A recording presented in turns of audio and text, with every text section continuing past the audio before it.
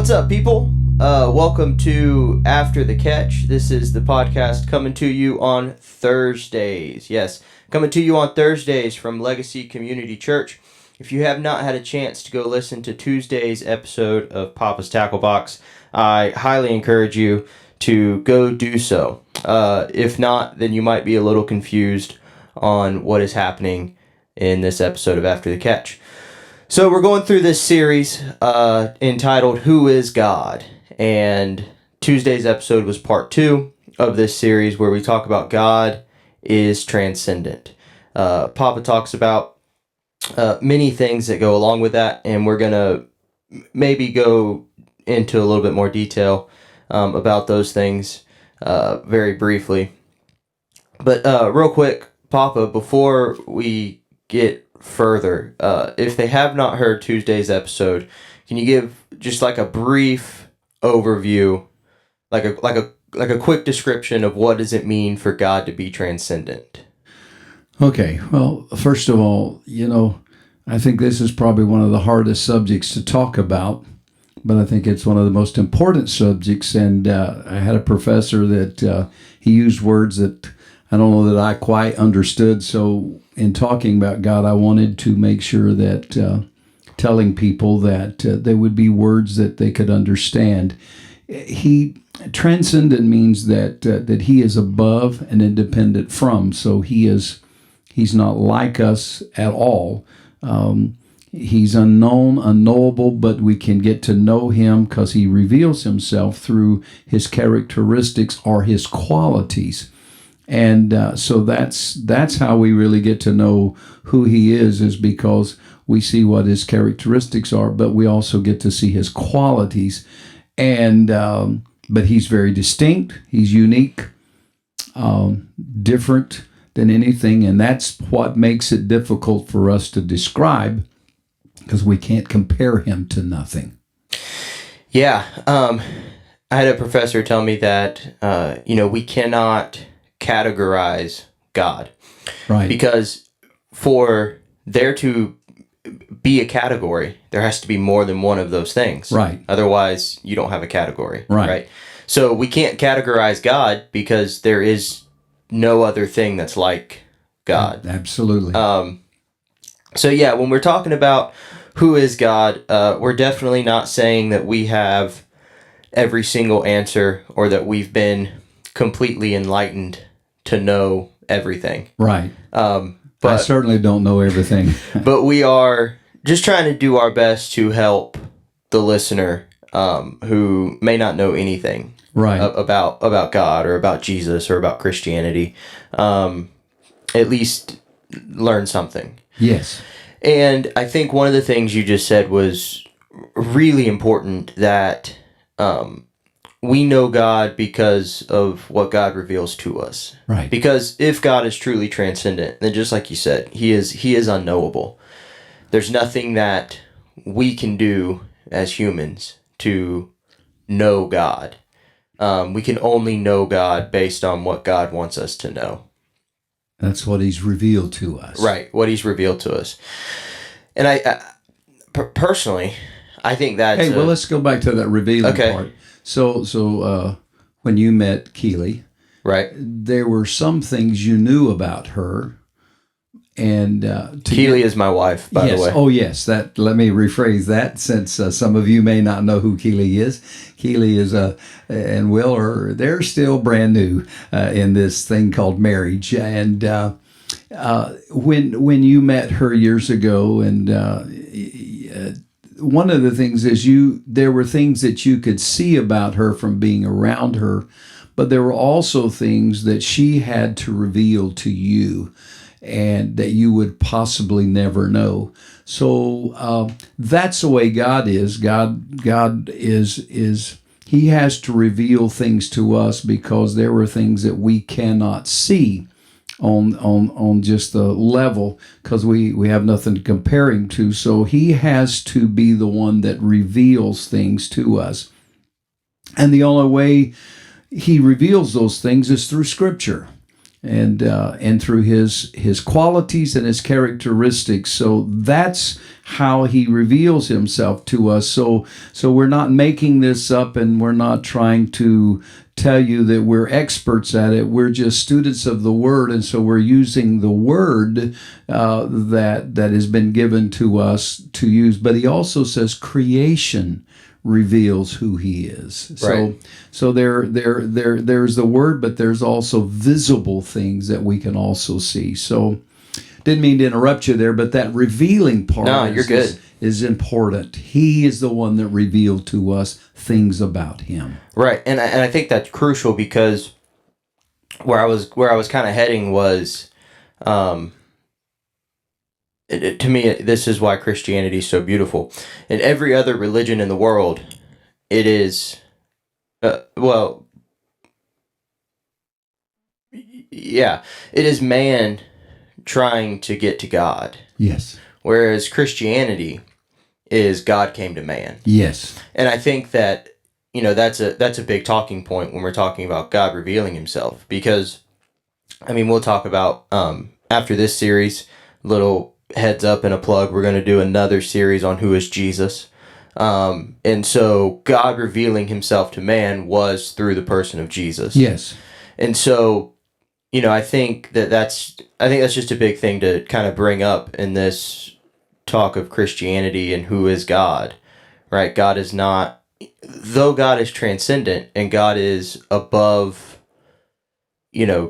time and space, right? In a lot of ways that we just can't understand. God is very much a part of what we're doing. Yes. In our daily life. He absolutely is. He's.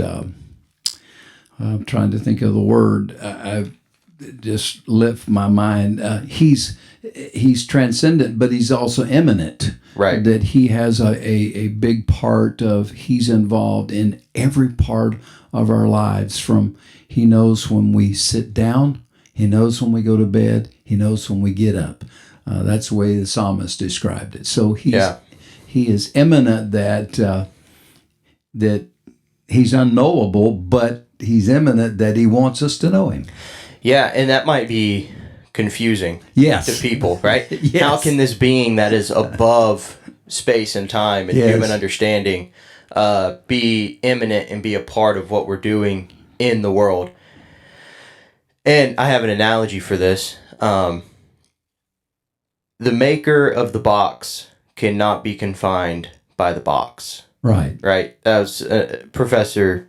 I can't take credit for it. Professor gave me this, but if you're a carpenter and you make a box, okay, you can put yourself into the box, but just as easily as you can put yourself into the box, you can get out of the box. Yes. Because unless the carpenter is outside of the box, then you can't close the box to be stuck. Am I making sense? Right. Yes. So when I think of the transcendence of God, right, that's what I think of. That yes, he is outside of the box, looking at his creation, looking at how beautiful it is, but he's also able to come into the box without being confined by it. Yes. So he can move in and out fluidly.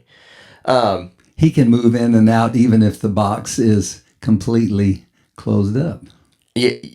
Yes.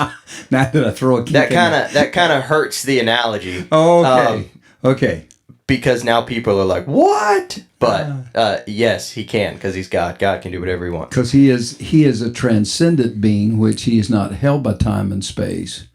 Which is that's the part that we can't understand. So I think you would have to watch Twilight Zone to understand this. Right. Yeah. Because nothing can confine him. But we are confined because we live in time and space. Yeah. And he lives outside it. That's confusing. It's hard for us to understand it. Well, he's outside it and he's inside it. Yep. Right? Because so he's both. He's what's the word? Omniscient. He is. Right? Is that the word I'm thinking of? So he's everywhere all the time. He's everywhere at the same time. Right. He's omniscient. and I mean that alone is difficult enough to Right. to try to comprehend. But yeah, I don't know how much talk we want to get into space and time with knowing God, because sometimes you can get very lost in the conversation, and it's more hurtful than it is Yes, helpful. it is. But you said something at the end of the episode on Tuesday, and I thought it was great, and I'd like for you to just kind of unpackage it a little more, or just talk about it some more. But you said, knowing who God is a challenge, and it's a challenge that you can't win. Right? That may not have been your exact words, but that was basically, I think, the point, that knowing God is a challenge, and it's a challenge that you can't win Because it never ends. Because it's never ending. Right. Right. That's right. well. Well, one of the things is that I think getting to know God is not one of those things where by the end of the afternoon I'll know everything about God. I don't know that in our whole lifetime, from being born to the day we die, that we will know everything about God in that area. So it is a challenge to get to know God, because the information's there, but we've got to go look for it and search it out. And when Jesus talked about a man found something in a field, and he went and he sold everything he could, and he bought this field because he knew there was something important in there. I can look at that story two ways: is that God saw mankind, and that he bought this field through a price, through his son Jesus Christ. But I also can look at it that when a person discovers who, or comes into a relationship with God, that he will expend everything that he has to get to know who God is. So for you and I, one of the things we did is we decided to go to school. That if we were going to go in ministry, that we wanted to know everything we could know, not so much about God, but I think we tried to learn things. How can we help people in this experience and be good at what we do? Because certainly we want to be excellent for the Lord, everything that we want to do for that.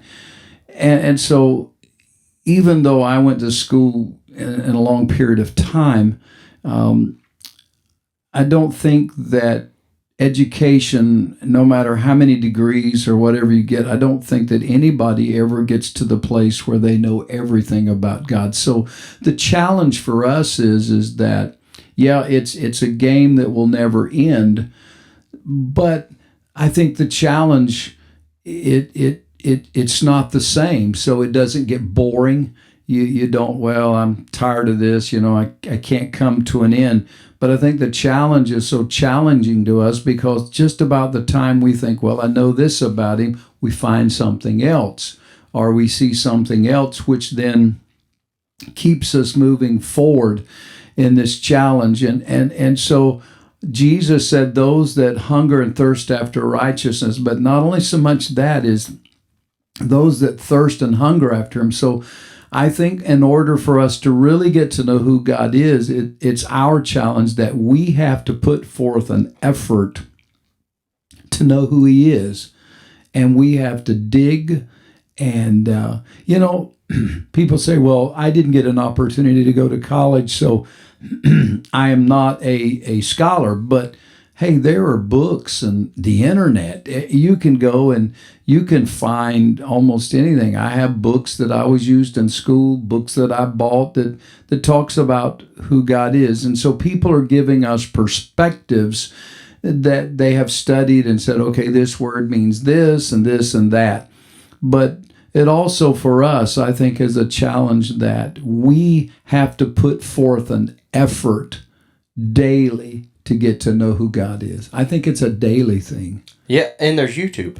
Yes. Right. You mentioned books, the internet. YouTube is a massive resource. Absolutely. And it's, a lot of people don't know about it because it's not very popular, I guess. But I took an online class, and it was a systematic theology online.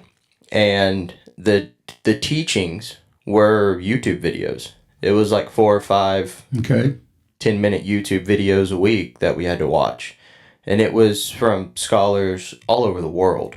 Like Right. people Okay. from, England, people from, America, everywhere.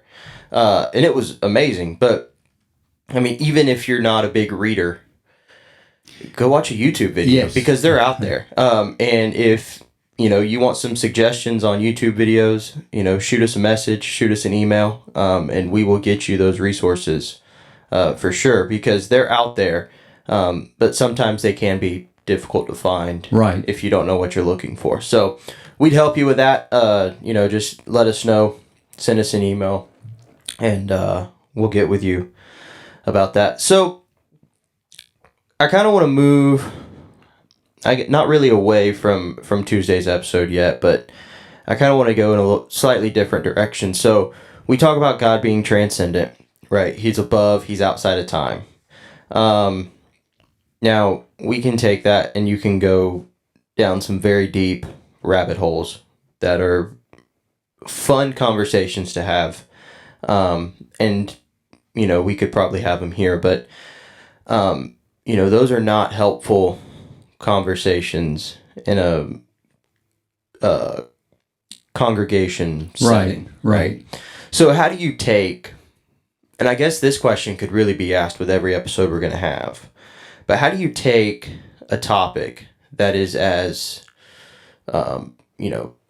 theologically in depth as God being transcendent, or, like some of the other episodes, God being spirit, God being, triune, like all these other things. How do you take that and how do you preach it? Right? Because this is stuff that people need to know. But how do you preach it in a normal Sunday morning? Because odds are there's going to be somebody there who's never heard anything about God. Yes. And you don't want to put them through a lecture, So how do you preach this? I probably would try to preach it the way I've taught it today. I would think that I would try to use terms that one of the professors I had said, they're $100 words, $50 words, $20, $10, $5, and dollar words.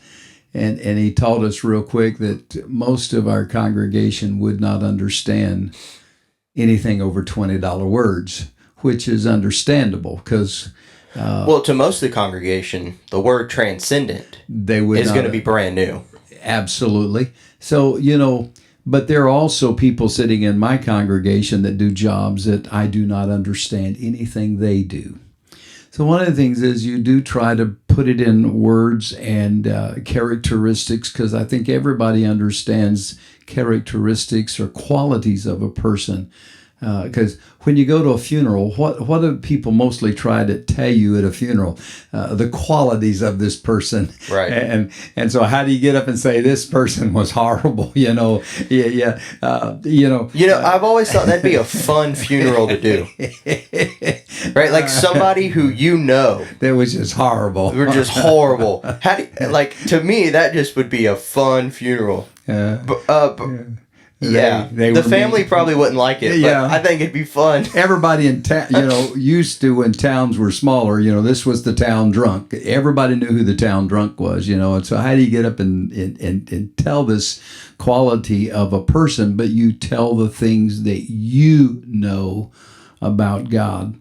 And so when we talk about trying to help a group of people that you might be shepherding or leading or teaching to, is you try to help them understand that you might not use the word transcendent. You're going to talk today, I want to talk about the qualities or the characteristics. More, I think, would understand qualities, because we like to go online before we go to a restaurant and see how many stars does it have. Oh, yeah. And does somebody write a review, or a place to stay? How did people rate this place? So I think when we talk about qualities characteristics, then we start talking about who God is. But you still have to start with, none of us can really define who God is, because He only gives us so much information about Him. I do not know when He started. How did He begin? We don't know those kinds of things, but we do know that Genesis 1 tells us how we got started.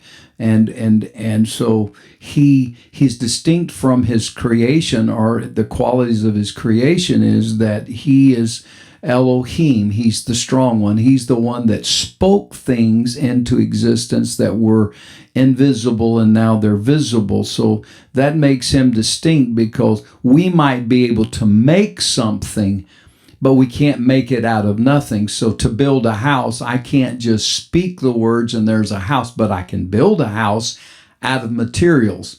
But I had to purchase those materials. God didn't have to purchase them. He just spoke it into existence in there. So when I look at teaching, trying to teach, is you try to make it as simple as you can, and you certainly stay away from time and space, because we certainly, unless you're somebody that works for NASA and understands theories and relativity and all of these kinds of things, whatever these terms are that they would use in getting a spaceship to there, and time and all of those stuff. But all really the only thing I can say is that our God is so distinct from us. He's just different from us. But what can I compare Him to? I would like to say that, if you had a good father growing up, God is like a father. But then see, if you had a horrible father, that's not a good representation, because now you're looking at your father was a mean father. He beat you, was drunk all the time, whatever it was, or ran off and abandoned you. Maybe you don't know him. So that's not a good example. So do I have any other examples? Not really. I can't give any examples. But I can tell you that he's different from us, and He does not need us to sustain Him. We need Him to sustain ourselves. He doesn't think the way we think, but none of us think sometimes the same way, because when we look at something, okay, we can fix this way. Well, this is the way I would fix it. Someone else may say, hey, this is the way I would fix it. So his thoughts, he says, when his thoughts are different than our thoughts are only, we don't see the whole picture. So I really can't see tomorrow. I can see today. And then experience tells us, well, I've been here before. If I do this, this is going to happen. If I don't do this. So experience tells me that I can't stick a screwdriver in a socket in the wall. Experience tells me that. So I could tell you, don't do that. It's going to do this. But even experience with God, it's one of those things where you say, if God never healed me again, I know that God still heals, because I've been healed before. If God never provided for me, you'd never be able to persuade me that God doesn't provide, because He did in the past. So is God unique? Yes, He's unique. And we need somebody unique that's not like us, so that He is not confined to what we're like. So all I know is that there's a starting point and an ending point. I was born and I'm going to die. And the dash in between those two dates is my life, how I live my life, and what I did with my life. And this is where I live. But God doesn't live between the dash. He lives outside of both of those. Can He explain it? No, this is a hard subject to explain, but I think it's a subject that we need to talk about, because who is God? So if He's like us, how can He help us if He was totally and thought like we thought? But He's different. Nothing like Him. I don't know if that helped any explained it all. Yeah, I think, maybe that's how you do preach it, right? Like, you don't even really discuss necessarily transcendence as much as you emphasize, how much different God is from mankind. Yeah, I don't know. That's why I asked you the question. I don't know the answer. One thing that you brought up that I thought was interesting, you just brought it up there, and I think you brought it up on Tuesday, about how,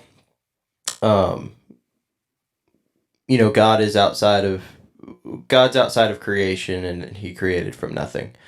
It's interesting, though, in a lot of conversations I have with people that are not believers, one of the questions they ask is, well, where did God come from? But that's them assuming that God is a created being. Yes. And he's not. God is creation, right? Mm-hmm. In the sense that he is what creation, like, it is from him that creation happens. Right. Because this is the only thing I think I'm going to say that's kind of mind-blowing. At least it is for me. It is. It's amazing how, right, there is nothing. Right? God creates from nothing. Mm-hmm. So there's absolutely nothing, right? Like, there's not even space, because space is something. Space would be something, yes. Right? Even in logically, even nothing is something. Mm-hmm. Right? Okay. But yet God creates from absolute zero. Right. There's nothing there. But yet God is there. So a lot of people, have this idea of God as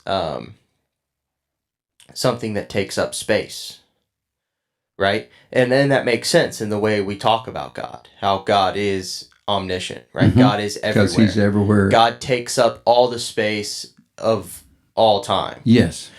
But yet God takes up no space, because in the beginning there is nothing. There's nothing there. But yet God is there to create from. So, I mean, take that how you want to. I don't know. But it's, to me, that's just... that's the only thing I'm going to say that to me is just mind-blowing. It's mind-blowing because, first of all, everything that, because of our pure existence, we know that everything has a starting point.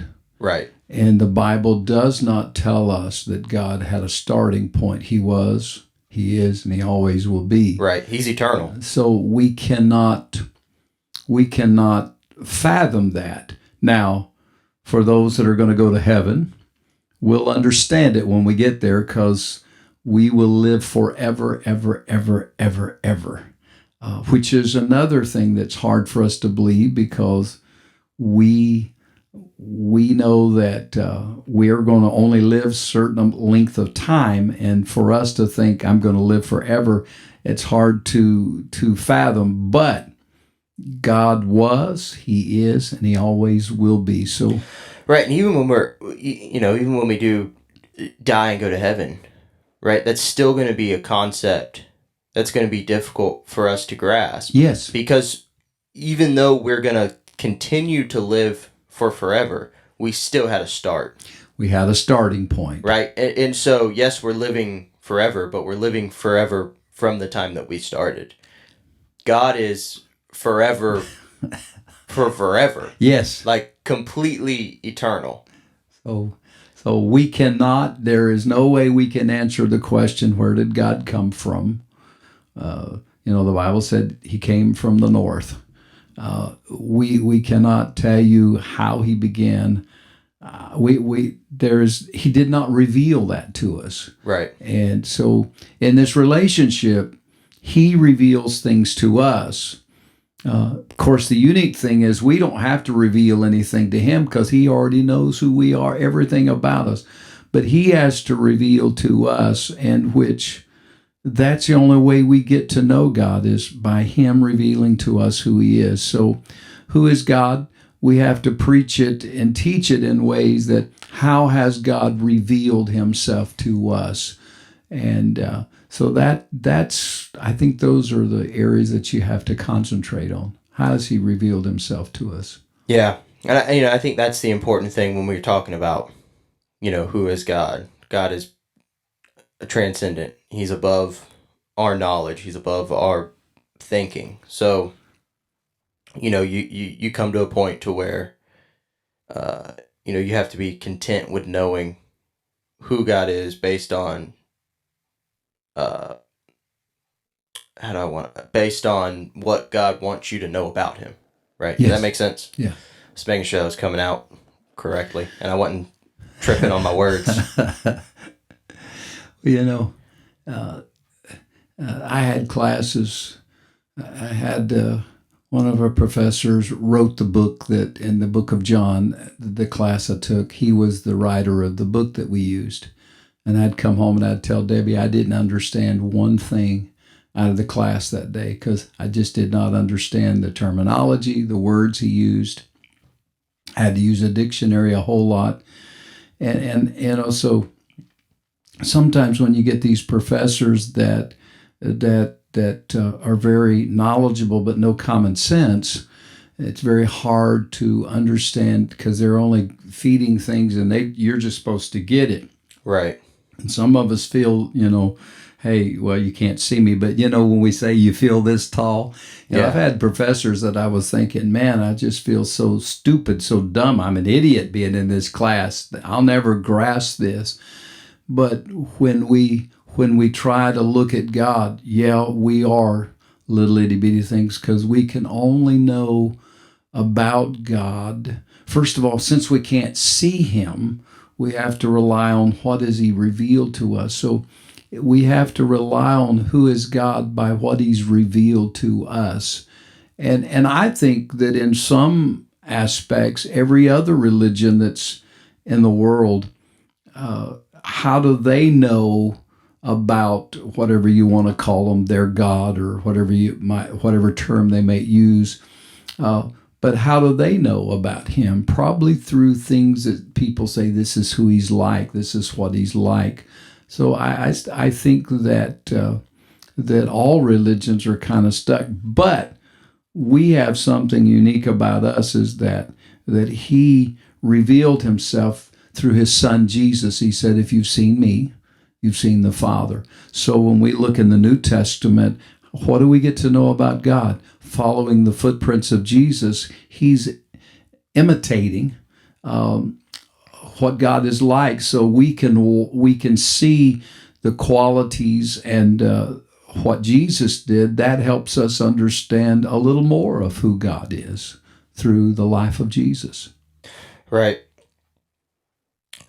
So moving away from this for a second, I just want to ask you, so the COVID-19, cases seem to be skyrocketing in the state of Florida. We're the highest in the nation. We're the highest in the nation. Yesterday. I know many churches that opened up around the same time we did about a month ago. And then, when cases started skyrocketing again, they closed the doors again, just for safety reasons. Nobody in the congregation had it. They just closed it for, precautionary. So I just want to ask, I'm curious, where are you at, in the, our church personally, where we're at in the midst of all this COVID-19, where are your thoughts? Where are we heading? Right? If the cases keep rising, are we gonna maybe step back? One of the things we'll have to do is we Debbie and I were listening to another church in our denomination, and they had done everything to top notch. They were a large church. They had funds and means to do a lot more than we do on the level we are, but their level was bigger and they had to do different things. and they did everything possible, and then they've had to shut down, and people got sick. It was such a big deal that the media got involved and everything, and so for us here, we're monitoring what we think we need to do. Now we've adjusted the sanctuary to where people are sitting 6 feet apart, very limited. We're opening the doors for people to come in, so we're trying to keep our service to an hour or less. Nobody has any contact with anything. We've shut down our main restrooms. We're just using the handicap for people that need a facility. We're cleaning before and after every service, wiping down the doors and things. So, that is a good question that as a staff we will have to, hey, no one, we have been blessed. No one that we know of has been sick yet. No one has come in. Now, have we had some families that has stayed out? We've got families that are staying out because they're afraid to come. Right. And but they're not doing anything else either. They're not going anywhere. So we've got people that are all of these. And one of the things is we're trying to do our best here is to make sure that everybody is safe. Now, we've not required that you wear a mask. It's up to you. All of our staff wears one while we're here. I take mine off to, speak and sing, but we're doing everything possible. Now, if things get worse, what will we do? We'll have to sit back at the drawing board and say, okay, where are we going from here? What are we going to do? Do we go back to online? Do we go to a drive-in church? We don't know. That's a hard one because, I listened to them yesterday on the news, and so what do we do if the virus is spiking and it runs through the end of the summer and into the fall? Well, now the flu season's coming in. So where are we going to be? What's going to happen? So I do think that that's invoking fear, and we have to be careful that we don't become afraid. What if? But we will do whatever we have to do to protect the people. That first of all is our goal. Is we want everybody to be safe. Now, I'm believing and sure hoping that what is happening, but we've also been told that as we see the spiking, the real issue is how many deaths. Yeah. That's what we really need to focus on, how many people are dying. Well, ours are up, certainly here in Polk County, and the cases are up, but they're testing a lot more people. So, of course, like our president says, the more people you test, the more you discover. But I think what's happened is that when we went to phase 2, that people just got relaxed and let their guard down, and they're not as precaution as they were. They're not doing the things they were doing. We had people that got upset because we were actually taking people to their seats, and people said, we don't like that. Well, none of us like change that disrupts our lives, but we are trying to be very careful here. And then there again, I don't know how careful can you be that we're not immune to this virus. So right. As some people would say, we might be sitting ducks just like other churches, because I have pastor friends that started before we did. They had to shut down, go into quarantine. Now, as soon as the quarantine days were up, they went back into service. So are we headed to where we'll quarantine for 14 days, then pick up, 14 days, pick back up? I don't know. I sure hope not. I hope not, too. I don't know if I can answer the question. I'd rather close the doors and do online church and not have to quarantine than to quarantine, open up, quarantine, open up. Because that'll get difficult. Yeah. You lose momentum. You certainly will. Because I know after 14 days of being a couch potato, I'd be about useless. Debbie and I, in the very beginning when this thing started, that first 3 months, of course, we were coming here, or I was coming here to the office to get out of the house, but our goings and comings were very limited. and we were trying to do our part, and certainly didn't want to get sick because we didn't want to affect anybody. Do we all have answers? I don't know that there's any church that has an ironclad. The only thing that's left available is what you just said. Are we a society that eventually will be online for a while? Is this just the beginning of the way church is going to be done? I don't know. I'm not sure. What can we do? Yeah. If we get if there's a breakout, well, we're back to square one, back to everything's done online. Right. Because there is no alternative. Yeah, there's not. Well, I was listening to a podcast the other day with Dr. Rhonda Patrick, and I'm just saying this to all the people listening. I do not claim to be an expert in any sense of the meaning of the coronavirus, but from that podcast, studies are showing that the majority of people contracting the coronavirus and majority of the fatalities that are coming from the coronavirus are the people are severely vitamin D deficient. So I'm not saying vitamin D is the cure, but from what studies are showing, go take some vitamin D because it could just be helpful. Who knows? It's a preventative, right? It can't hurt anything, right? So go take some vitamin D. Thank you, Dr. Rhonda Patrick, for the information.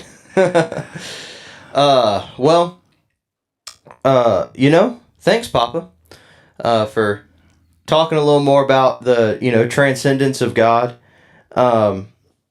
We've said it before, we'll say it again. This is a tough thing to kind of sit down and discuss. Yes.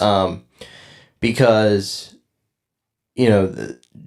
for man to try to comprehend a God that is outside of our knowability, right? But yet we know him. Yep. It's just full of contradictions. But it's stuff that needs to be talked about, and it's stuff that I think people need to know. And what I really appreciate about conversations like this is people walk away and they think about it. That's what we're hoping for in this, aren't we? Yeah, it is they're just thinking about it. Not that they're, saying, Papa's correct or Will's correct, right, or, we're both wrong, right? But that they think about it and they go on this journey to figure out who God is for themselves. Because that's what it's all about, right? When I was in my undergrad, I felt like my entire undergrad was me figuring out who is God to me, right? Not who's my professor say that God is. But let me take what my professor is saying. Let me read scripture, right? Let me study other books. Yes. And then let me figure this thing out.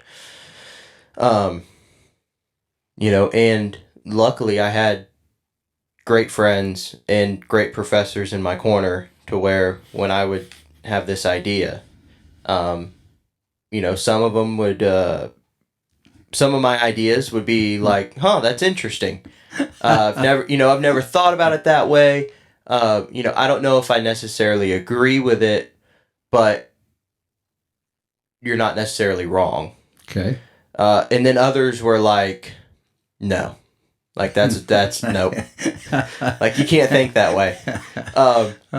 So, we just hope that from this conversation, you walk away and you at least think about it. Let me throw in there. Yeah. You're talking about, we're hoping that people will take something away from this. One of the things you discover about Jesus is that Jesus touched one life at a time until he hung on the cross. And then, of course, the cross and then coming and the resurrection, it didn't change one life. It changed the whole world. So one of the things that I've always tried to do in the ministry is if I can touch one person, So actually, that's what we're doing here is if we can just help one person discover who God is, that changes their life, then maybe that person will touch somebody else's life and touch somebody else, and that's how things grow. They Right. multiply, because if I touch one and that person touches one, which touches somebody else, then it's grow. And we're not trying to change the world. We're just trying to help one person figure out who God is. Right. And if there's anybody listening that says, well, I know who God is, you need to go get on your knees and pray and ask God to reveal things to you because, I mean, Papa's been in the ministry for how long? Almost 48 years. 48 years, and he still says that I don't know everything about God. you can't know everything about God. So I don't know everything about the scripture either. so if you're sitting there saying, well, I know God, I politely encourage you that you don't. And that, all of us need to go soul searching. And the scripture that I closed with was Hosea 6:6, that God said he desired for us to know him more than he desired for offerings. God really does want us to know him, but the only way we can know him is we have to go after him. Right. So people continue to go after God, continue to, go on this journey in finding out who he is, and hopefully, this little bit of talk about God being transcendent was helpful to you, and at least it's enough to get you thinking. So we love y'all. We'll see y'all again. Peace out, people.